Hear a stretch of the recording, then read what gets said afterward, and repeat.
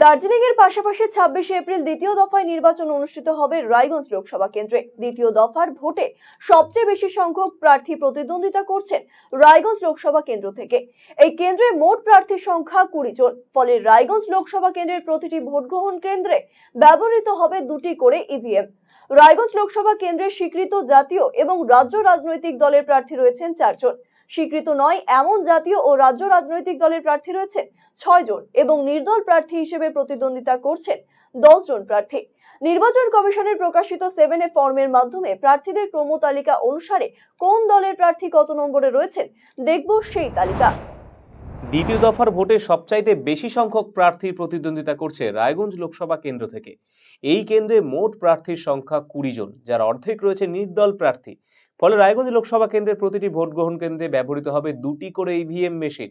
রায়গঞ্জ লোকসভা কেন্দ্রে 20 জন প্রার্থীর মধ্যে স্বীকৃত জাতীয় এবং রাজ্য রাজনৈতিক দলের প্রার্থী রয়েছেন 4 জন। স্বীকৃত নয় এমন জাতীয় ও রাজ্য রাজনৈতিক দলের প্রার্থী রয়েছেন 6 জন এবং নির্দল প্রার্থী হিসেবে প্রতিদ্বন্দ্বিতা করছেন 10 জন প্রার্থী।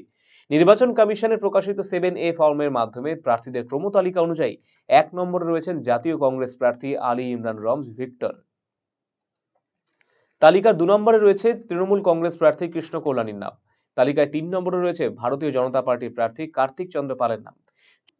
4র্থ নম্বরে রয়েছে বহুজন সমাজ পার্টির প্রার্থী স্বপন কুমার দাসের নাম। এরপর ক্রম তালিকায় রয়েছে স্বীকৃত নয় এমন জাতীয় ও রাজ্য রাজনৈতিক দলের প্রার্থীদের নাম। অর্থাৎ ক্রম তালিকায় 5 নম্বরে ইন্ডিয়া মানুষ পার্টির প্রার্থী আল মানোয়ারা বেগম, 6 নম্বরে রয়েছেন জয়প্রকাশ জনতা দলের প্রার্থী তপন বর্মনের নাম, 7 নম্বরে রয়েছে Ambedkar right party of India প্রার্থী দুর্গা মুর্মু। তালিকায় 8 নম্বরে রয়েছে ভূমিপুত্র ইউনাইটেড প্রার্থী রমেশ চন্দ্র সিনহা, 9 নম্বরে রয়েছে নর্থ বেঙ্গল পিপলস পার্টির প্রার্থী শাহিদুর রহমান, 10 নম্বরে রয়েছে এসইউসিআই প্রার্থী সনাতন দত্তের নাম এবং ক্রম তালিকায় 11 থেকে 20 নম্বর পর্যন্ত রয়েছে 10 জন নির্দল প্রার্থীর নাম।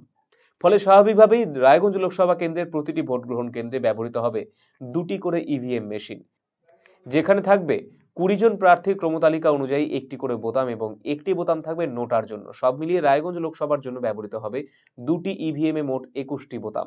প্রথম ও দ্বিতীয় দফা মিলিয়ে সবচাইতে বেশি প্রতিদ্বন্দ্বী প্রার্থীর সংখ্যা রায়গঞ্জ লোকসভা কেন্দ্রে।